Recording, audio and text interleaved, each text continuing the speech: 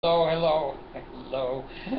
I made Allison get a blanket because I didn't have my pants on. Anyway, Anna, calm yourself. Anyway, Sir David Bard, I'm coming to you from Salt Lake City, the conference center here in Salt Lake City. I took a tour here. I've got it on a video way back. This conference center here. Gordon Hinckley was really into Gordon Hinckley. He was one of the prophets of the one of the fake prophets of the Mormon Church. Gordon enjoyed spending the poor people's money. He tore down the alumni house at BYU, put a brand new one up and put his name on it. He had a 90th birthday or something. He spent $1 million at BYU for a birthday party for himself. Hey, what would Jesus do? What would Jesus do? So anyway, Hinckley is the one I think that told George Wallace when Wallace said something about becoming a god, and Hinckley says, I don't think we teach that. What an ass, and what a swindler. Hinckley was the impetus behind changing the name of the Mormon Church. It is not a church, folks. It is the president of the corporation of the Church of Jesus Christ of Latter-day Saints. And he and Monson, I don't know if they were sleeping together. I don't want to say that. Yes, I do. Financially, they were sleeping together. So the two of them conjured up this idea to quit the church and to make it a corporation. So they did. And they certainly benefited financially from that decision. Now, God, I think Hinckley had something to do with the Hoffman letters too. You know, Hoffman's in jail still, and Hinckley's in hell. So maybe it evens itself out. But Hinckley had no inspiration. He bought some fake letters from can't think of his first name, Hoffman. But anyway, Hoffman blew himself up. He's as dumb as Hinckley. But Hinckley was buying forged documents and using the tithing money of the poor people to pay for it. And the church got nothing, and Hinckley got a boot up the ass, I get. But I don't know by who. Anyway, I got to make sure nothing is showing because I have so many people. What you got on there? God, you people. Get a life. Anyway, Hinckley is a nutball. He's always been a nutball. And Hinckley is into Hinckley. Now, I was in the church over 50 years. I don't know, 53, 55 years, something like that. Yeah, 55. Let's see, I'm 6. Yeah, okay, right in there, 55, 56. So anyway, I've been to Nauvoo before they built the new Nauvoo temple. And I had been witness to some temple dedications, and well, I remember I walked with my family through Oakland before Oakland Temple was dedicated. We went through there and saw the curtains and who knows altars and whatever. So anyway, I've been a long member of the Mormon Church over a half a century. There's nobody out there probably that has been in the Mormon Church longer than I have and has left. The point is this: I've never seen what they call the Hosanna shout. I've been chanting Pele Ale my whole life. Oh God, hear the words of my mouth. I will never reveal the penalty of the second token of the Melchizedek Ronic. Who knows? I can't remember. Don't cut my throat. Don't tear my heart out. Don't cut my stomach out. And health and enable, marrow and the bone, strength and willing, send you power and freedom to be upon me and upon my posterity through all generations of time and throughout all eternity. So, I've chanted in the temples with the Mormons, and they chant. It's just like any cult. I'm a little bit of an expert in satanic ritual cults. I had a wife that introduced me. She was a master's level therapist, and her specialty was satanic ritual abuse, and so I've learned a little bit about it. But anyway, the chanting in a Mormon temple is very similar to any satanic cult ceremonies that I've ever seen, and I was involved in the Mormon ones, and you know, the true order of prayer They go the pale ale, or oh God, hear the words of my mouth. I hold everybody in the patriarchal grip, or sure sign of the nail. It gets the longer you're out of it, the more embarrassed you are that you used to think that shit was important. So they made a new Nauvoo temple.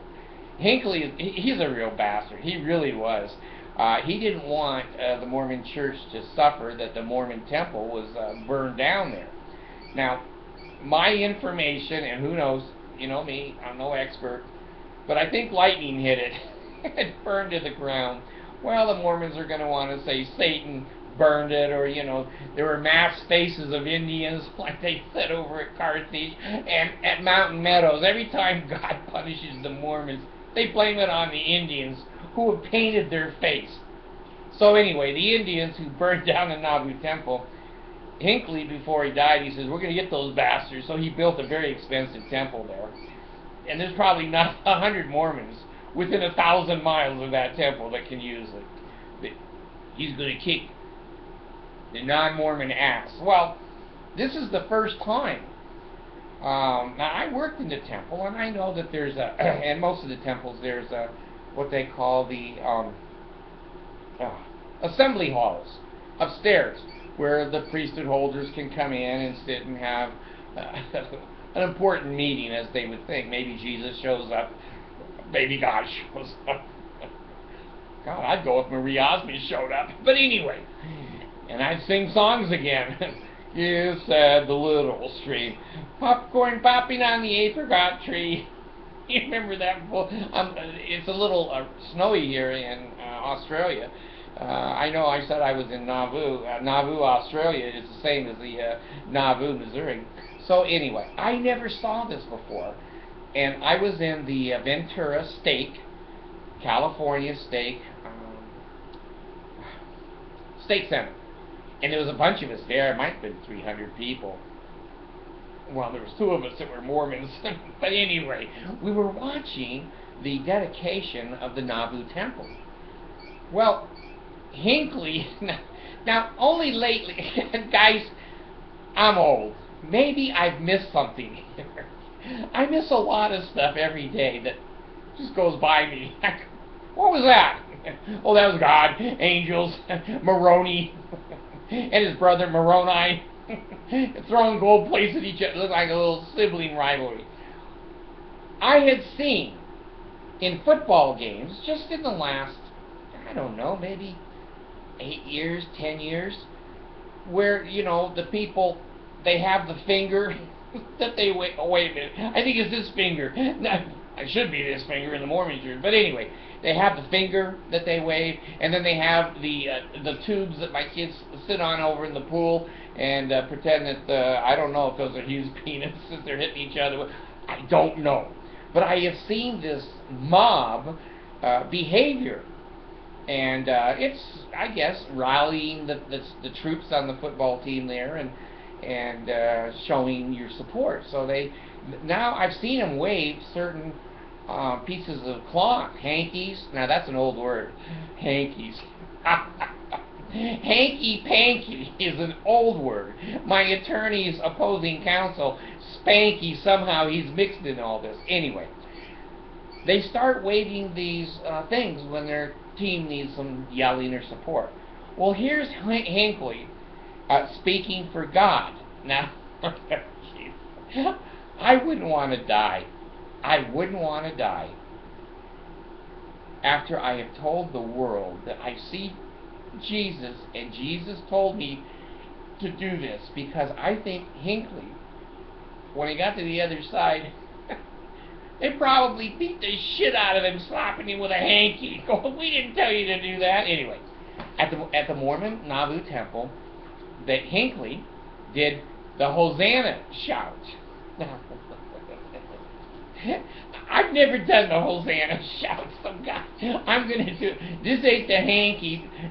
It's the hanky-panky, okay? So this is the Mormon Hosanna shout, and I think it goes like, Hosanna, Hosanna, Hosanna. Oh God, oh God. Oh shit. I don't know. But anyway, I've never done that. That's the closest I've ever come right there. And, my 6 naked angel girls, they didn't tell me to do the hanky panky. I'm still waiting for that revelation. So anyway, he starts screaming the hanky panky. Oh, I mean, the Hosanna shout. Now, a handkerchief, you're too young. You guys, I've lived a wonderful life because I've seen so much shit from the beginning to the end here. A hanky was something that in the 50s, maybe in the 40s, not the 60s, but where I was, but just before I was born, a hanky is a white piece of cloth that you blow snot into. And you keep it in your pocket. Now, I don't remember if there was any Kleenex. I've seen a lot of people do, and in the Philippines, God, I've seen it all, folks. Been there, done that. So the hanky, when Hinckley was a child, the hanky was an important thing. Men used to wear a breast, and when they had a breast suit and they had a pocket right there, they'd have a white hanky in it. And farmers, they always had a hanky in their back pocket. And most of the men of the 30s and 40s and part of the 50s, I think, had a hanky in their pant pocket. Well, the hanky-panky lost favor with the public. So I think that it was Jesus that came down to Hinckley and goes, hey, the hanky has no value anymore, and we're selling garments now and ripping everybody off. I want to start selling some hankies in the hanky-panky store. I don't know where Mormons get hankies. You can't buy a hanky anymore. Hanky. The word is funny now, hanky. Sounds like a disease. Ebola, hanky. Anyway, Hinckley is leading the group chanting. Now, I have a video linked down below. It's not the Nauvoo dedication. It's worse. It's a general conference. I don't know how you get full-grown men and women to engage in this kind of silliness. Or kindergartners, 5-year-olds. It's hard to get a 5-year-old group of people that will, wave a hanky. So anyway, Spanky Hanky Hinckley, take a look at the link down below. Laugh your ass off when they say we're not a cult. We're not a cult. This is chanting outside the temple of the Mormon church. You get inside, and you've got the pay me, lay me, and ail me. You've got everybody standing up. You've got, before, in the 90s, you had the penalties, and women, they have to veil their faces all at the same time. It's group.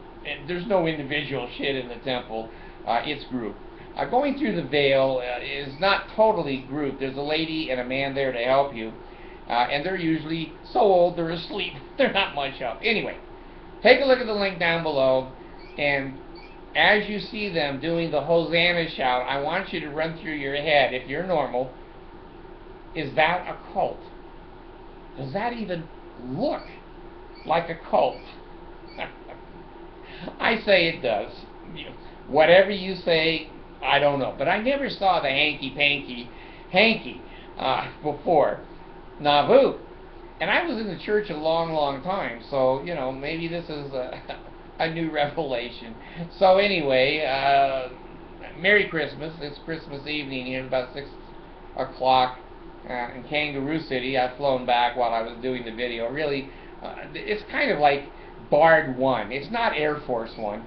It's Bard 1, and it's a Piper or a Cessna 150, and they put my chair in the back, and we're going, and I have 2 kangaroos, they're way in the back, and they fly me back over the ocean to Kangaroo City.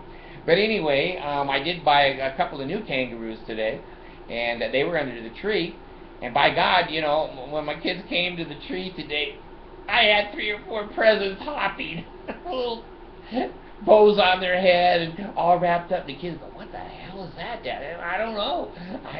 Open it up. And Molly said, open it up, and there's a couple of baby kangaroos. And I put, some candy and some little things in the kangaroo's pouch. They don't have pockets.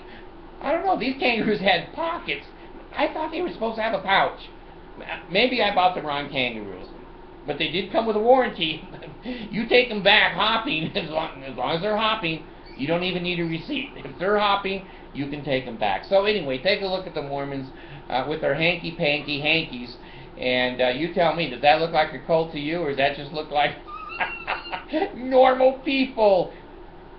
Merry Christmas. This bar's gone.